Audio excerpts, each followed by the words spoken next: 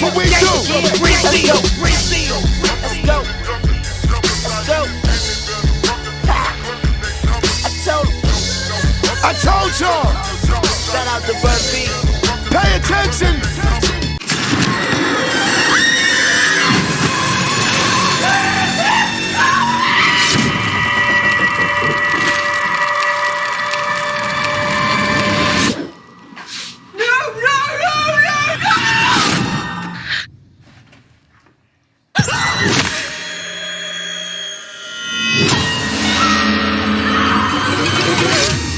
The longer this goes, the more twisted it gets. The weapon he's using is straight off of things. What's going on, YouTube? We back in the Low Key Cave, Keyshawn Nimes YouTube page, aka Mr. Low Key, and we back with another movie review. This time, Thanksgiving 2023, coming from Eli Roth. The whole premise and the whole idea from this is coming from a Grindhouse trailer. I don't know if y'all remember him, but Quentin Tarantino, Robert Rodriguez released 2 feature films, Grindhouse style, a couple years ago, Planet Terror and Death Proof. One was directed by Quentin Tarantino and one was directed by Robert Rodriguez. And before the movie started, where they had intermissions and they had these movie trailers. They already done did one off a trailer called Machete, of course, with Danny Trejo. Now we got Thanksgiving, Eli Roth.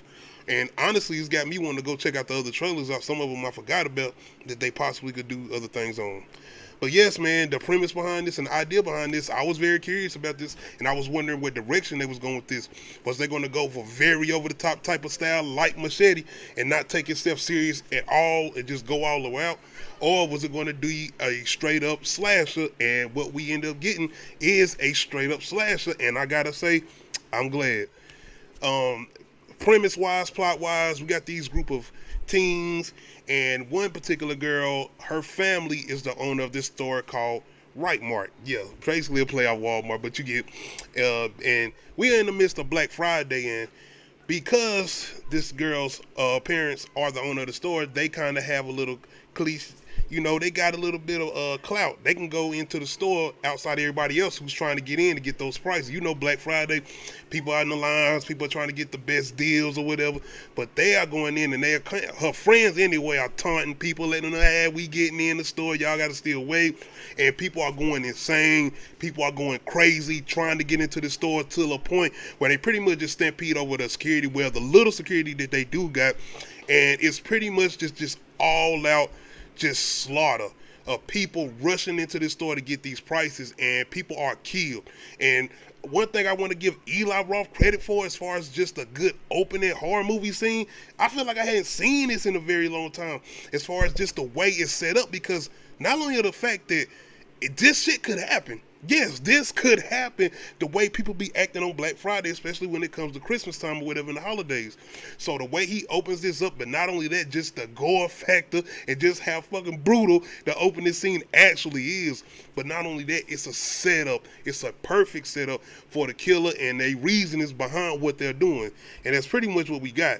Because after this crazy massacre and these people being stampeded or whatever, and people have died, we go to like a year later, and the situation hasn't died down, and it's almost like somewhat of the anniversary, because we're around the time again where it's about to be Black Christmas, and the store's about to open back up.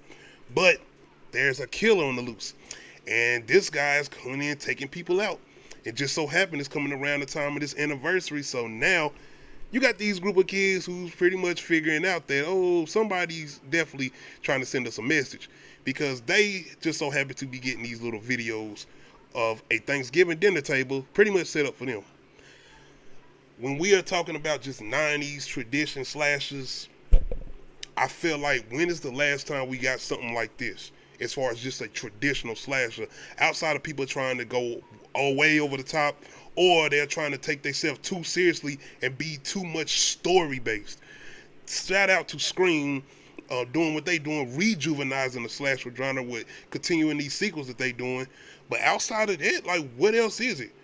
Like, Terrified, I know what they doing or whatever, but I don't know. That nigga's supernatural, man. I'm talking about real, like, reality type slasher movies. A person that could put on a mask and come and start killing people.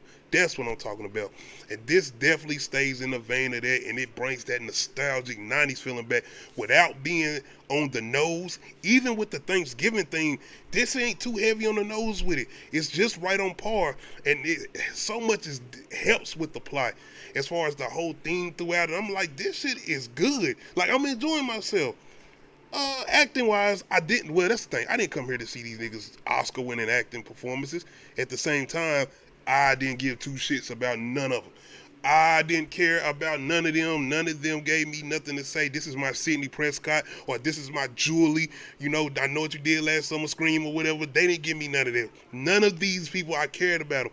Even not token black guy, you know, this in the horror movie. That, hey, he coming through. I didn't care about that nigga. I didn't care. With all that being said, I still was ready for the ride, man. This didn't take me out the movie because some of that acting just was goddamn. And this coming from like our main person that we supposed to be following. Like, you know, our main girl, main guy, whatever. But our main girl, she got these facial expressions. It's like her eyes get real big. She's looking at the phone. Oh, I think somebody knows the killer. It's like, what the fuck? This Saturday Night Live? I'm sorry, y'all, but yes. With that being said, he is definitely paying homage to the Screams, and I Know What You Did Last Summer.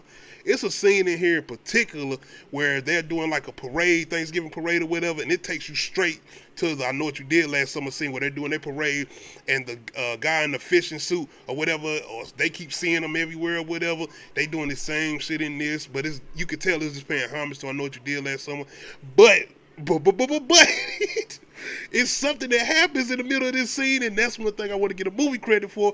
It has kind of these unorthodox kills that just come out of nowhere. It's almost like it's not a build-up and a killer just happened, especially in this parade scene. Oh, I got to give them credit for what they did with that, man, because I was just watching it, and I was more so just kind of indulged in what they was doing as far as paying homage to I Know What You Did Last Summer, and I think that might even been something to throw people off, because they was like, I know what you did last, and then out of nowhere, bam! I was like, oh. Speaking of kills, man, we got some very interesting ones in here. Now, are they ones that probably you could put on the top 10 list? I would say maybe. We got to see, man. It's a lot of horror movies out here. But they did try to get creative with the kills. We already seen the one in the trailer with the freezer joint, and that was decent. The only thing I probably had an issue with is how did you know she was going to do what she was doing for you to set up the main kill that you was doing? I don't know. Maybe. I don't know. Because she does some stupid shit. That fat woman that gets pretty much free in the freezer scene or whatever, she does some really, really dumb shit. And I kind of say, there's certain moments in here where characters don't make dumb decisions. It's even some moments in here where characters make certain smart decisions where it seems like, okay, I might not even like your character right now, but I'm going with you. I actually want you to see if you can get away with this, even though I know you're not going to do it. But it was just certain ways people was doing certain things as far as characters who either had got captured or ones that he was chasing, and they would make certain moves where they got out of situations. And I'm like, hey, there we go. That's how you do things. Smart. Outside of that, though, it is some decent kills. It's a trampoline kill in here that I almost was wanting to turn my head from because I thought he was going to do something else, but he didn't. But I would have been like, I can't even get the words out. I wouldn't have been surprised at all if he would have did that. But yeah. Another thing in that same trampoline scene is kind of a kill that seemed like it came out of nowhere a little bit because I'm indulged in the scene and this comes out of nowhere and just boom, pretty much break somebody's neck. And I mean twist that shit all the way around on some X's and shit. I was like, okay. But as far as kills though, they are creative. But do they ultimately stand out? I would probably say the oven scene and the trampoline scene probably ones that can give you a run for your money a little bit. If we talking about top horror movie kills or whatever, especially in slashers, because he definitely ain't on no one note shit. He's doing some different shit. It's a decapitation in here that I really like. Other than that though, the actual killer himself, The Mask, when I seen it in the commercials or the trailers, I was like, I don't know if I'm gonna be feeling this, but as soon as the movie got going, I was with it. I appreciated this. Once again, I seemed like they wasn't lazy with this, and like I said, just keeping that whole trope or the tradition of the holiday theme going with Thanksgiving and the Pilgrim Mask or whatever, it worked. I'm telling you, it worked. It's moments in here where he's on some chasing shit, and I'm like, this nigga done took steroids or something, busting through walls, and I mean, he's coming. But chase scenes too. It's some kind of decent chase scenes in here. Nothing that really stands out, but it's some decent ones, and it kind of is on your. Once again, I feel like you have to care about characters to keep you on your edge of the seat in tense moments. But even if you're not caring about them, just moments where you think he done disappear, even though we as an audience know he ain't went nowhere, he's still there. You need to stay your ass where you at, or just, I don't know at this point, but don't move. Whatever you do, don't move. And that's another thing with the movie is that talking to the screen shit. You definitely gonna be talking to the screen, man. There's certain moments gonna be like, no, what are you doing? Stop. Overall, though, as far as just a good slasher horror movie, it definitely does what it was supposed to do. And I'm not gonna say I was surprised, but Eli Roth has kind of been that guy that ain't even gonna say hit or miss. It's like I'm kind of done forcing myself to like certain shit. And I'm not saying that to just say you gotta like some shit. The Green Inferno, I like the Green Inferno, but it's not some shit where it was like, oh my God, it's one of the best or most horrific films I've ever seen. Nah.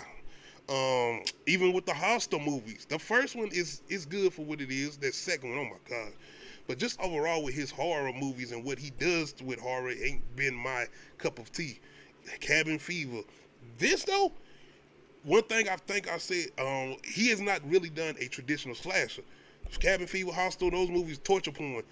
Cabin Fever, almost like biological. Nah, I ain't gonna put that on it. But because it's a disease, it's not technically a killer or whatever, you know what I'm saying? But just a traditional slasher, he was right there with it. He was right there with it, man, and he was able to stay on par. It's cliches, of course, but it was trying to pay homage. The movies I would say this probably paid the most homage to is the remakes of My Bloody Valentine and what's the other one? Black Christmas, the remake versions, not the originals, but the remakes. It definitely gave me hints of those, or gave me that type of feeling and vibes. But outside of that, man, I enjoyed this. I did, and I wouldn't mind getting some sequels. It definitely ends on a note where they could do some more things. But not only that, it's just trying to stay in that kind of horror trope with the 80s and 90s of the endings, where it's kind of like, oh, some shit might be happening. Like horror movies was on that post-credit scene shit before like comic book movies, but it was gonna happen directly at the end. But anyway, y'all let me know if y'all feeling about this, if y'all have had a chance to check out Thanksgiving. Make sure you hit that like button. Make sure you hit that subscribe button. Make sure you hit that notification bell, let you know when I upload new videos. Other than that, we out.